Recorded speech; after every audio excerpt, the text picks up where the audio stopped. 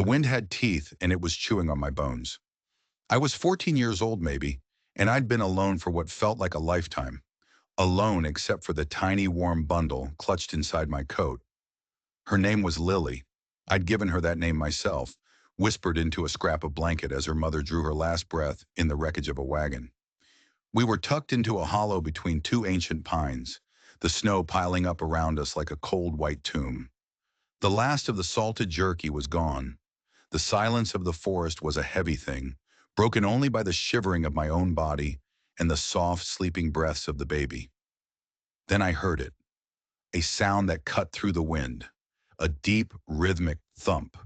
It was slow and steady and heavy, the kind of heavy that meant power. A tree was coming down somewhere nearby. An axe, and an axe meant a man. My heart hammered against my ribs. Men in these woods weren't the friendly kind. They were trappers and loggers, men who lived hard and trusted no one. I pulled the blanket tighter around Lily's face, praying she wouldn't wake, wouldn't make a sound. The thumping stopped. The silence that followed was worse. I held my breath listening. There was a new sound now. The crunch, crunch, crunch of heavy boots in deep snow. Getting closer, I squeezed my eyes shut, a useless prayer on my lips.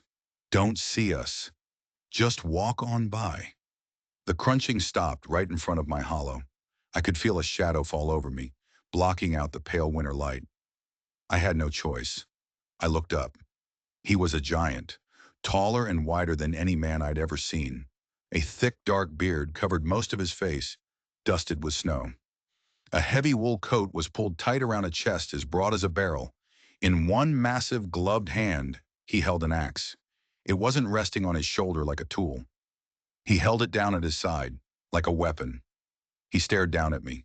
His eyes were dark, unreadable pits in his weathered face. He didn't look angry. He didn't look curious. He didn't look like anything at all. Just empty. Lily stirred, letting out a tiny whimper. The man's gaze flickered down to the bundle in my arms. His expression didn't change. Not a muscle moved in his face. He just looked from my terrified face to the baby, and back again. He said nothing. My mind screamed, run, hide, fight. But my legs were numb with cold, useless things. I couldn't run. I could barely move. All I could do was shrink back against the tree, trying to make myself smaller, trying to shield the baby with my own frozen body. The lumberjack took a step forward. He knelt down, the snow groaning under his weight. The sheer size of him was terrifying. He could have snapped me in two with one hand. He reached out, not with his axe hand, but with the other. I flinched, expecting a blow.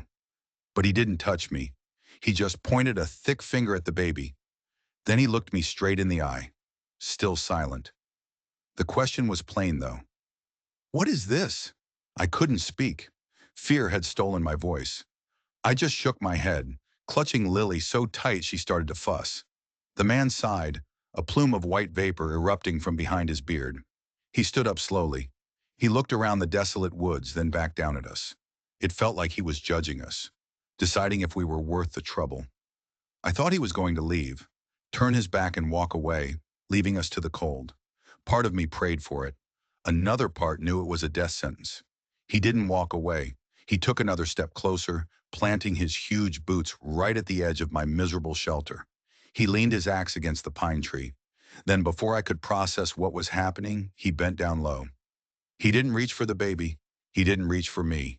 He slid one enormous arm under my back and the other under my frozen legs. And then he lifted. He lifted both of us as easily as if I were a sack of flour, and the baby was nothing at all. I was in his arms. The baby was pressed between us. I was so stunned, so terrified, I couldn't even struggle.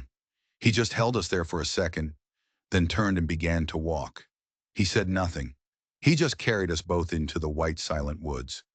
The world became a blur of snow and trees. I was cradled against the man's chest, the rough wool of his coat scratching my cheek. His body was a furnace, and for the first time in days, a deep, penetrating warmth started to seep into my bones. Lily, nestled between us, had gone quiet, soothed by the motion and the heat. But the warmth did nothing to calm the terror in my gut. Where was he taking us? Why wouldn't he speak? Every step he took was heavy and sure, never slipping on the uneven, snow-covered ground.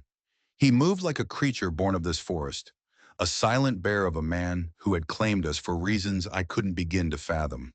I risked a glance up at his face. His jaw was set, his eyes fixed on some point in the distance. The wind whipped his beard, but he didn't seem to notice. The silence was absolute, broken only by his steady breathing and the ceaseless crunch of his boots. I should have been fighting, screaming, kicking, but I was too weak, too cold, and a strange, fatalistic calm had settled over me. We were going to die out here anyway. At least this way, we were warm. After what felt like an hour, the trees began to thin. Through a curtain of falling snow, I saw it. A cabin, small, made of thick, dark logs, with a stone chimney puffing a steady stream of gray smoke into the sky. It looked solid, safe. It looked like a trap. He didn't slow down. He walked right up to the heavy plank door, nudged it open with his shoulder, and carried us inside. The heat hit me like a physical blow. A fire roared in a large stone hearth on the far wall, casting flickering orange light across the single room. The air smelled of pine smoke and stew. My stomach cramped with a hunger so sharp it was painful. He crossed the room in 3 strides and gently, so gently, set us down on a thick bearskin rug in front of the fire. He unwrapped me from his arms, leaving Lily still bundled against my chest. Then he straightened up to his full, intimidating height and just watched us. He still hadn't said a single word. The cabin was sparse but clean. A rough-hewn table with 2 stools stood in the center of the room. A single bed, covered in a patchwork quilt, was pushed against one wall. Shelves held neatly stacked tins and jars. It was a place of order, of solitude. We didn't belong here. The man turned away from us and walked over to the hearth, where a black iron pot hung over the flames. He took a wooden ladle, stirred the contents, then filled a clay bowl. The smell was dizzying. Venison and root vegetables. My mouth flooded. He brought the bowl over, along with a spoon, and set it on the floor beside me. He looked at me, then pointed at the bowl, then at my mouth. The message was clear. Eat. I hesitated, my hand trembling. Was it poisoned? Was this some cruel game? But the hunger was an animal clawing at my insides. I picked up the spoon and took a mouthful. It was hot, rich, and the most delicious thing I had ever tasted. I ate like a wolf, barely stopping to breathe. The man watched me finish the entire bowl. When I was done, he took it from me without a word. Then he did something that truly shocked me. He went to a shelf and came back with a small, clean bottle and a tin of milk. He mixed some of the powdered milk with warm water from a kettle by the fire, testing the temperature on his wrist with a practiced, careful motion. He handed the bottle to me. For Lily. My mind reeled. How did this brutish, silent man know how to prepare a bottle for a baby? Trappers and lumberjacks didn't know these things. They were men of axes and knives, not cradles and milk. He saw the question in my eyes. He didn't answer it. He just turned his back, ladled out a bowl of stew for himself, and went to sit at the table, facing away from us. He was giving us privacy. He was giving us space. This man wasn't what I thought. He was something else entirely, and that was even more terrifying. That first night, sleep was a stranger. After I fed Lily and changed her makeshift diaper with the clean rags he'd silently provided, the lumberjack gestured toward the bed. It was his, I knew, but he was offering it to me, to us. I shook my head, but he was insistent. He pointed at me, then the baby, then the bed, with a finality that allowed no argument. Defeated, I laid Lily down on the soft quilt and curled up beside her, my back to the room. I couldn't bring myself to undress, my worn boots still on my feet. I needed to be ready to run. The man didn't take the floor. He pulled his bearskin rug closer to the fire, rolled himself up in a thick wool blanket, and settled down with his back to the hearth. Within minutes, a low, rumbling snore filled the cabin. He was asleep. I was not. I lay there, every muscle tensed, listening to the crackle of the fire and the deep, steady breathing of the giant across the room. The cabin, which had seemed a warm refuge, now felt like a cage. He had fed us, given us shelter, offered us his bed. These were acts of kindness. But the silence was a threat. Why wouldn't he speak? Was he unable, or was he unwilling? What did he want from us?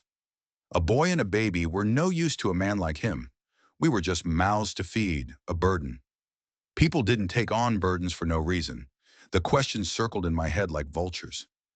I thought about Lily's mother, Anna, her last words whispered and frantic as she pressed the baby into my arms. Keep her safe. Take her away from him. Him? Who was him? Was it her husband, the baby's father, or someone else? She had been so afraid. That fear was my inheritance, a cold stone in my belly. And now here we were, in the cabin of a silent stranger. Was he our savior, or was he the very thing Anna was running from? Days bled into one another, each painted in the same shades of gray, snow, and orange firelight. A strange, silent routine began to form. In the mornings, the lumberjack would rise before the sun, stoke the fire, and leave a pot of oatmeal porridge warming on the hearth. Then he would take his axe and vanish into the woods. He would be gone for hours, and the cabin felt vast and empty without his hulking presence. In that time, I cared for Lily, changing her, feeding her, humming the tuneless songs my own mother had once hummed to me. He would return in the late afternoon, his beard crusted with ice, dragging a freshly cut log or a slain rabbit. He never looked at me when he came in. He just went about his work, skinning the animal or splitting the wood with an efficiency that was mesmerizing and terrifying. We moved around each other like ghosts, sharing the same small space, but never truly connecting. I tried to speak to him once. He was sharpening his axe blade, the rhythmic shing shing shing of stone on steel filling the room. Why did you bring us here? I asked, my voice raspy from disuse. He didn't stop his work. He didn't even look up. He just gave a small, almost imperceptible shake of his head. It wasn't a refusal to answer. It was a refusal to engage. The message was clear. Silence is the rule in this house. I never tried again. But one morning something changed. I woke up to find a small object on the floor next to the bed. It was a bird carved from a single piece of pale pine wood. It was simple, even crude, but the lines were graceful. The wings were slightly swept back, as if it were about to take flight. It hadn't been there when I went to sleep. I looked over at the man by the fire. He was mending a tear in his coat, his massive fingers surprisingly nimble with the needle and thread. He didn't look at me. He didn't acknowledge the bird in any way. But I knew. He had left it for me. It was a gift, a message. But what did it mean? I picked it up, the wood smooth and cool in my hand. For the first time, I felt something other than fear toward him. It was a flicker of confusion, a tiny spark of something else, something I didn't have a name for. The carving made me bolder. I started to watch him more closely, not as a captor, but as a puzzle. I noticed things. The way he always made sure the wood box was full before he went to bed, so I could keep the fire going for the baby. The way he left the tastiest bits of meat in the stew pot, taking the gristle for himself. Small, silent acts of care that contradicted the brutal image of the axe and the beard. My curiosity began to outweigh my fear. When he was out on his long daily treks, I started to explore the cabin. It didn't take long. There was little to see. His clothes were neatly folded, his tools were clean and ordered. But in the darkest corner of the cabin, half hidden under a pile of furs, was a chest.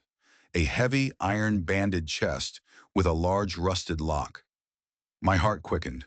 Secrets were kept in chests. Answers.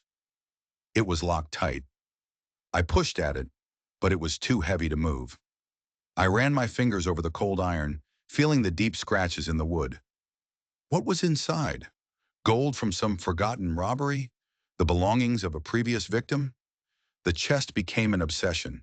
It was the only thing in the cabin that was hidden, the only thing that felt like it held the key to the man's silence. Every day while he was gone, I would go to the chest. I'd search the cabin for a key, checking under the mattress, in the jars, between the logs of the walls. Nothing. The desire to know what was inside burned hotter than the fire in the hearth. I had to know. I had to understand the man who had saved us, who fed us, who carved birds in the night but refused to speak a single word. I had to know if he was a gentle giant or a monster waiting for the right moment to strike. The blizzard came without warning. One afternoon, the gentle snowfall turned into a raging, howling gale. The wind shrieked like a banshee, throwing sheets of snow against the cabin's single window. The world outside vanished into a churning vortex of white. We were trapped. The lumberjack had returned just as the storm hit, his shoulders laden with firewood. He'd shaken the snow from his coat and secured the door, barring it against the wind. The small cabin, which had already felt confining, now seemed to shrink with every passing hour. The roaring wind outside was matched by the roaring silence inside. For 3 days the storm raged. We were prisoners together in that tiny box of wood and stone. The forced proximity was a constant, humming tension. He sat by the fire, sharpening knives or mending his gear. I stayed on the bed with Lily, trying to keep her quiet, feeling his presence like a physical weight in the room. On the third night, Lily started to cry. It wasn't her usual hungry fussing. It was a high, pained wail that wouldn't stop. I fed her. I changed her. I walked her back and forth across the small floor, patting her back, whispering to her. Nothing worked. Her cries grew louder, more desperate, echoing in the cramped space. I felt my own frustration and panic rising. I could feel the lumberjack's eyes on my back. I was failing. He would see me as useless, incompetent. He would throw us back out into the snow. "Please, Lily, please be quiet," I begged in a whisper. Her screams only intensified. Suddenly, a huge shadow fell over me. I turned. The lumberjack was standing right behind me, his face impossible to read in the dim, flickering firelight. He held out his hands. He wanted to hold her. A bolt of pure terror shot through me. I clutched her tighter. "No," I whispered. He didn't move. He just kept his hands outstretched, his gaze steady. There was no anger in his eyes, just a deep, profound something. A sadness, maybe? An understanding? Her cries were tearing at the silence, at the careful order of his world, and he had to fix it. My arms were aching. I was exhausted and at my wit's end. Slowly, reluctantly, I surrendered. I placed the wailing baby into his massive, calloused hands. It was like placing a doll in the arms of a bear. His hands were so big they swallowed her whole, but he was so careful. He cradled her head in the crook of his elbow, his movements sure and gentle. He began to rock her, a slow, steady rhythm. And then he began to hum. It wasn't a tune I recognized, not really. It was a low, deep, rumbling sound from his chest, more of a vibration than a song. A simple, haunting lullaby of only a few notes, repeated over and over. It was the first sound, other than breathing or snoring, that I had ever heard him make. Lily's cries began to soften. Her frantic wails subsided into hiccuping sobs, and then silence. She was listening. Her tiny head was turned toward his chest, her eyes wide in the firelight. He kept humming, his deep voice a soothing balm in the storm-tossed night. Within minutes, her eyes fluttered shut. She was asleep. He stood there for a long time, just holding her, humming his rumbling lullaby. I watched, mesmerized and afraid. The tune was familiar. It tickled the edges of my memory, a ghost of a sound I couldn't quite catch. Where had I heard it before? He finally brought the sleeping baby back to me, placing her carefully in my arms. Then he went back to his spot by the fire, picked up a piece of wood, and began to whittle as if nothing had happened. But everything had happened. He wasn't just a silent brute. He was a man who knew how to soothe a crying baby with a secret, humming lullaby. A lullaby I felt like I knew. The next day the storm broke. The sun came out, weak and watery, glinting off a world buried in fresh snow. The lumberjack took his shovel and went outside to clear a path. It was my chance. My mind was buzzing with the events of the night before. The lullaby, the gentle way he held Lily. It didn't fit with the image of a dangerous hermit, but the locked chest in the corner, that still felt like a dark secret. Driven by a new urgency, I renewed my search for the key. I had to know what was inside. I ran my hands along the floorboards near his sleeping spot, something I'd been too afraid to do before. My fingers brushed against the edge of a board that was slightly raised. My heart leaped. I pried at it with my nails. It came loose. And there in the small, dark space beneath was a key, old and iron, heavy in my palm. My hands were shaking as I scurried over to the chest. The key slid into the rusty lock. It resisted at first, but with a hard turn, there was a loud clunk. The lock sprang open. I lifted the heavy lid. My breath caught in my throat. I had expected gold or weapons or something sinister. But what I saw broke my heart. The chest was filled with the belongings of a woman and a child. Neatly folded were a couple of simple, faded calico dresses. There was a pair of tiny knitted booties, a small, well-loved rag doll, and a silver rattle, tarnished with age. It was a treasure box of memories. At the very bottom, wrapped in oilcloth, was a photograph, a tintype, stiff and formal. I pulled it out and held it to the light. It was him, the lumberjack, but younger, his face clean-shaven, a rare small smile on his lips. His arm was around a woman with kind eyes and long dark hair braided down her shoulder, and in her arms she was holding a swaddled baby. His family. A wave of dizziness washed over me. I sank to the floor, the photograph trembling in my hand. This wasn't the chest of a monster. It was a shrine, a tomb of a life that had been lost. The silence wasn't a choice. It was a symptom of his grief. The emptiness in his eyes wasn't malice. It was a reflection of the emptiness in his home, in his heart. The gentle way he held Lily, the lullaby he hummed. It was the muscle memory of a father. He had a wife. He had a child. Where were they now? The photograph gave me a terrible answer. The expressions, the newness of the baby. This was a life that had barely begun. And now all that was left of it was locked away in a chest in a dark corner of a silent cabin. Suddenly, I heard the crunch of boots outside. He was coming back. Panic seized me.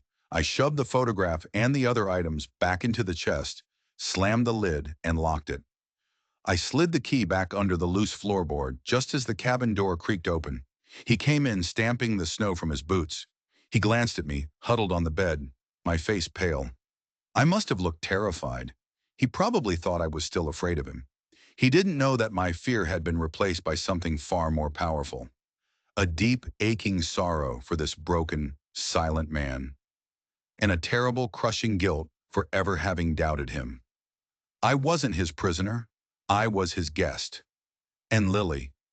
Lily was a ghost in his arms, a reminder of the baby he had lost. I looked at him differently after that.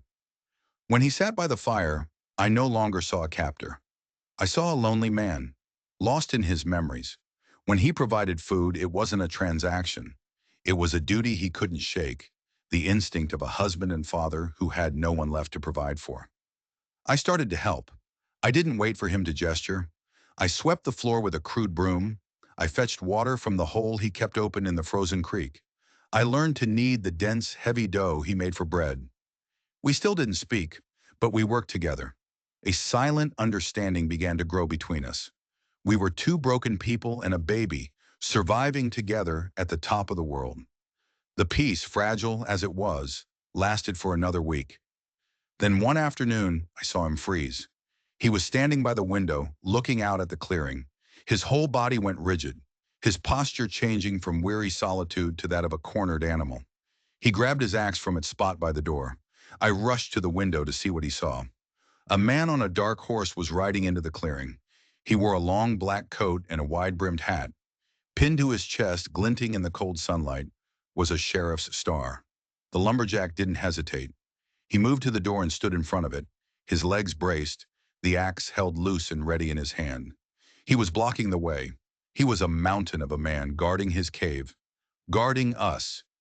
The sheriff reined his horse to a halt about 20 yards from the cabin.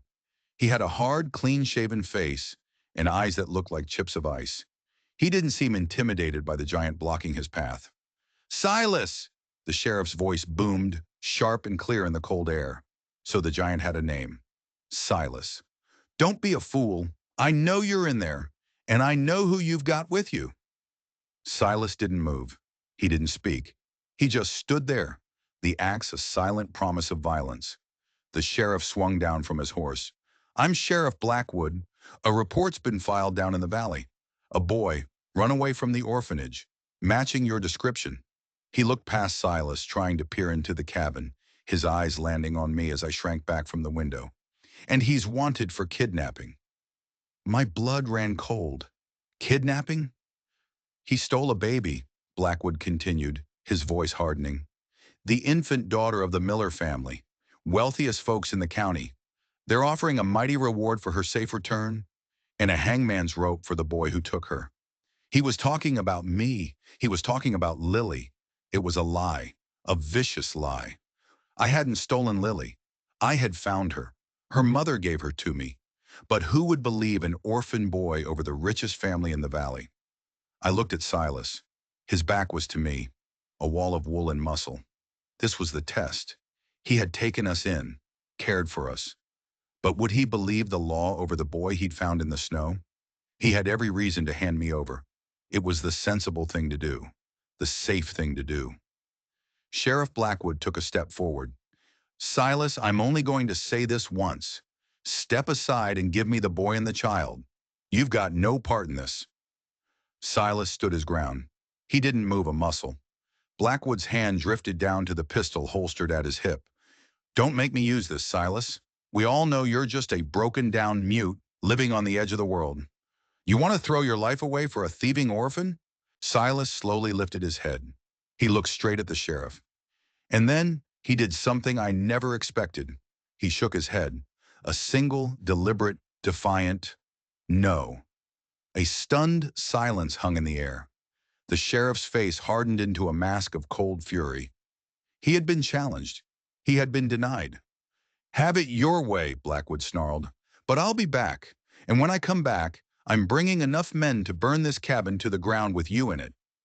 He swung himself back onto his horse, shot one last venomous glare at Silas, and galloped out of the clearing, disappearing back into the trees. The immediate danger was gone, but the threat lingered in the air like poison. He would be back. We had a deadline. Silas finally turned from the door. He looked at me, his face grim. For the first time since I'd met him, his eyes were full of a direct and urgent question. He had chosen to protect me, to defy the law for me.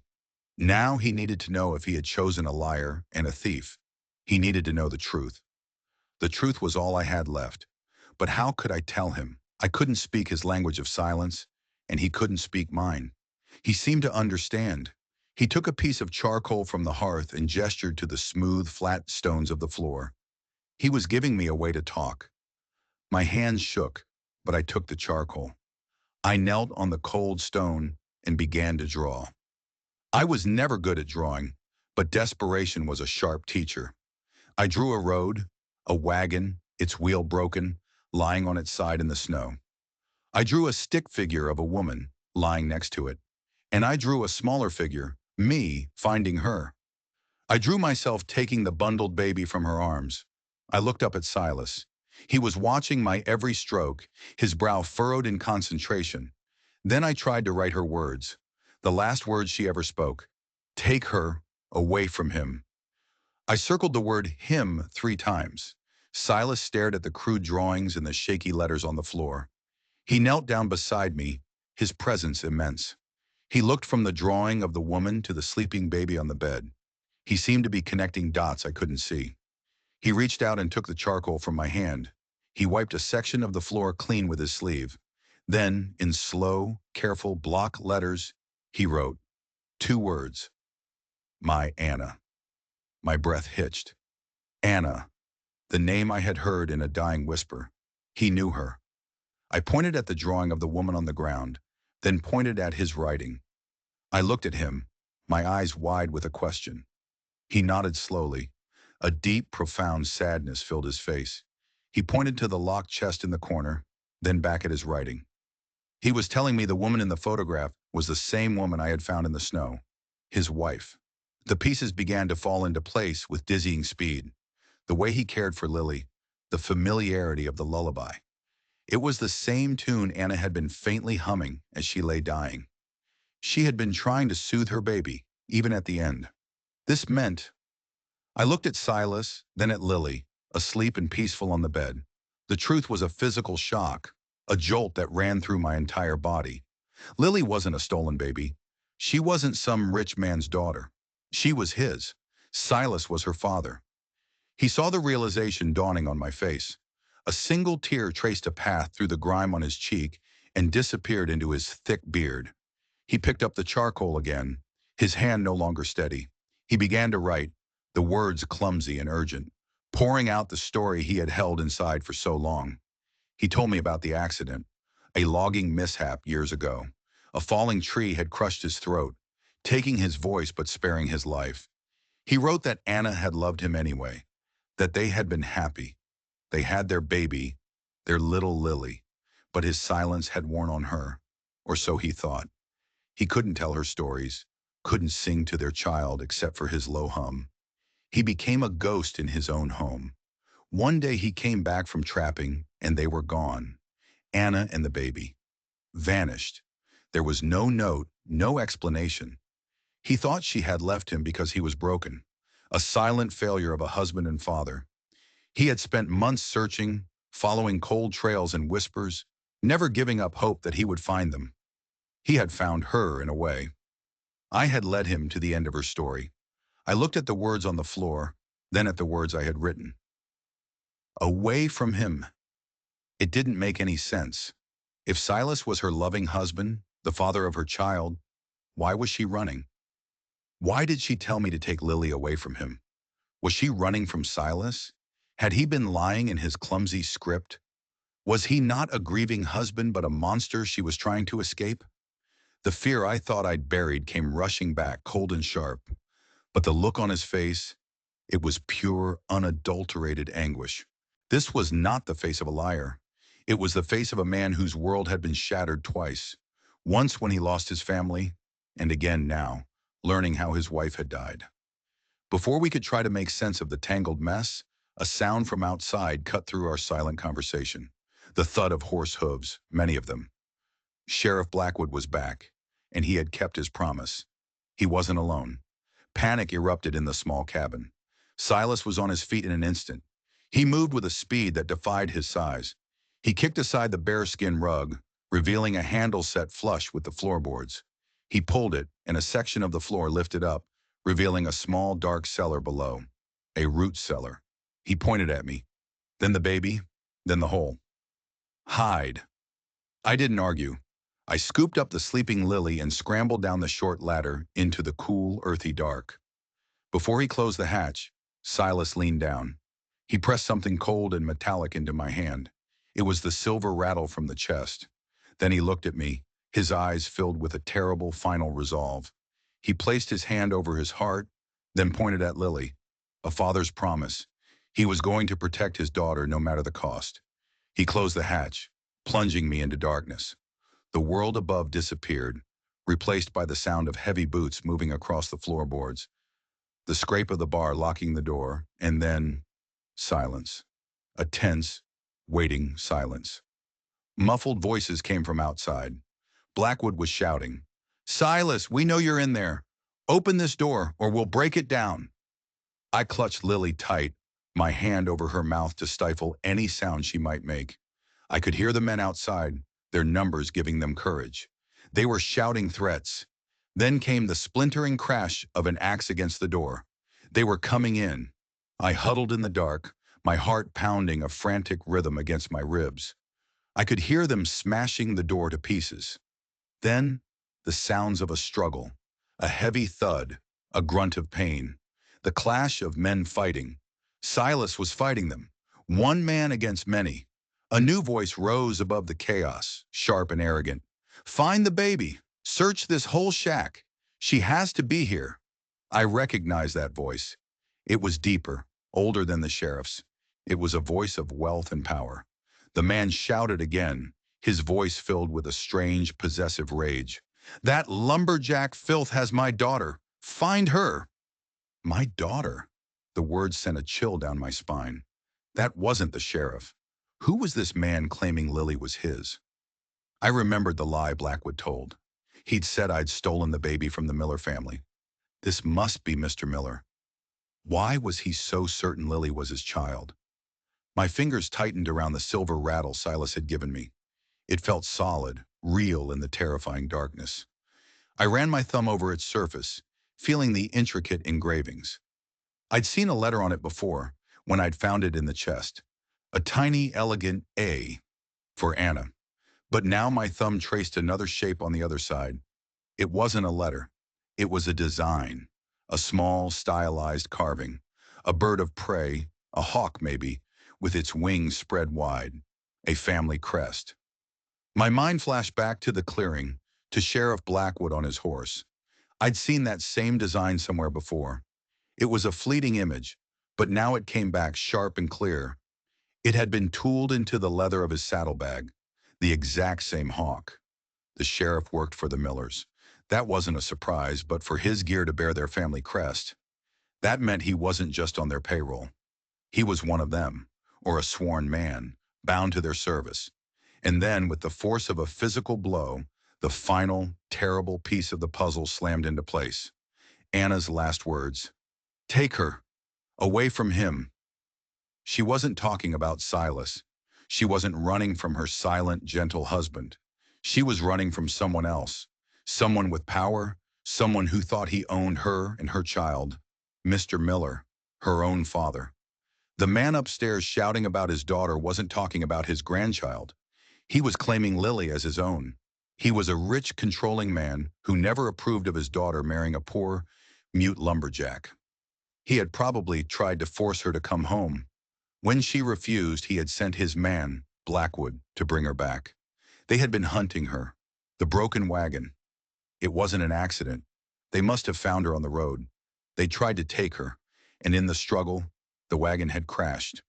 Anna had escaped into the woods, just long enough to find me. Just long enough to save her daughter. Silas wasn't the monster. He was the victim, same as her. The him she feared was her own father. The sounds of the fight above grew more desperate. I heard a heavy crash, as if the table had been overturned. Silas roared, a wordless bellow of fury and pain. He was being overwhelmed. They were going to kill him, and then they would find us. I had to do something. My eyes scanned the cramped cellar. It was mostly filled with sacks of potatoes and barrels of preserved goods. But on a small shelf, hanging from a nail, was an old coiled hunting horn, its brass tarnished. It was a signal horn used by loggers to call for help across the vast, empty mountains. He would have no reason to use it. He lived alone. But maybe, just maybe, there were others within earshot. Other loggers, trappers, anyone who knew the code of the mountains, anyone who would come to investigate a call for aid. It was a long shot. It was the only shot I had. I gently laid Lily in an empty crate lined with soft sacks, whispering for her to be quiet. I grabbed the horn. My hands were slick with sweat. I scrambled up the ladder, pushed open the heavy hatch, and burst into the chaos of the cabin. The scene was a nightmare. The room was in shambles. Two rough-looking men were circling Silas, while Sheriff Blackwood stood near the fireplace, his pistol drawn. Mr. Miller, a portly man with a cruel face, was directing them. Silas had the broken leg of a stool in his hand, his face bleeding from a cut on his forehead. But he was still on his feet, a wounded bear refusing to fall. They all froze when I appeared, their heads whipping around. Miller's eyes locked onto me, then widened as he saw the horn in my hands. "The boy!" he screamed. "Get him!" But I was faster. I raised the horn to my lips and blew with every ounce of air in my lungs. A deep, piercing blast echoed out from the cabin, rolling across the snow-covered valley. It was a sound of desperation, a sound of war. The blast shocked them into a moment of stillness. It was all the time Silas needed. As Blackwood's men turned toward me, Silas lunged. He swung the stool leg with incredible force, catching one of the men in the side and sending him sprawling. He charged the second, tackling him like a bull, and they crashed together into the far wall. Miller screamed in fury and lunged for me, his well-fed face contorted in a mask of rage. "Give me my daughter!" I stumbled backward, trying to keep Lily's crate behind me. But before he could reach me, something whistled through the air. The silver rattle. Silas had thrown it. It hit Miller square in the forehead. He staggered back, clutching his head, more surprised than hurt. At that exact moment, new figures appeared in the shattered doorway. 2 men at first, then 3, then more. They were dressed like Silas, in heavy wool and worn leather, axes in their hands. The other loggers from the deep woods. They had heard the horn. They stopped in the doorway, their eyes taking in the scene. The trashed cabin, the wealthy Mr. Miller, Sheriff Blackwood with his gun drawn, and Silas, bloody but unbowed, fighting 2 hired thugs. They knew who to trust. The law of the town had no meaning up here. The law of the mountain was different. You answered a call for help. You stood by your own. With grim, determined faces, they flooded into the cabin. The fight was over before it truly began. Blackwood and his men were hopelessly outnumbered. The loggers surrounded them, a silent, menacing circle of hard men with sharp axes. There was nowhere to run. "What is the meaning of this?" Miller blustered, trying to regain his authority. "I am a respected man. This is sheriff's business." "This ain't your town, Miller," one of the loggers growled, a man with a gray-streaked beard. "And that badge don't mean much when it's pointed at one of our own." Now was my chance. I found my voice shouting over the tension in the room. "He's lying. They're all lying." All eyes turned to me. I pointed a shaking finger at Miller. "He's the one she was running from. Anna, she told me. Take her away from him." I held up the silver rattle. This was hers. It has her initial on it. Aya for Anna. Then I turned it over, showing them the hawk crest. I pointed at Blackwood. "And that crest is on his gear. He doesn't work for the law. He works for him." A low murmur went through the loggers. They looked from the rattle in my hand to the saddlebag on Blackwood's horse, visible through the broken door. They saw the crest. They saw the truth. The pieces clicked into place for everyone at once. The lie was broken. The conspiracy was laid bare for all to see. Blackwood paled. Miller began to stammer, his arrogance crumbling into fear. They were caught. There was no escape. The loggers closed in, their faces hard as granite. They took Blackwood's gun and tied his hands. They did the same to Miller and his men. Justice on the mountain was swift and simple. They would be marched down to the next county and handed over to a federal marshal with a story that could not be denied. In the sudden quiet of the cabin, with the intruders bound and defeated, Silas slowly, painfully, walked toward the crate where Lily lay sleeping, miraculously undisturbed by the chaos. He knelt down, his large body trembling. He reached in and lifted his daughter into his arms.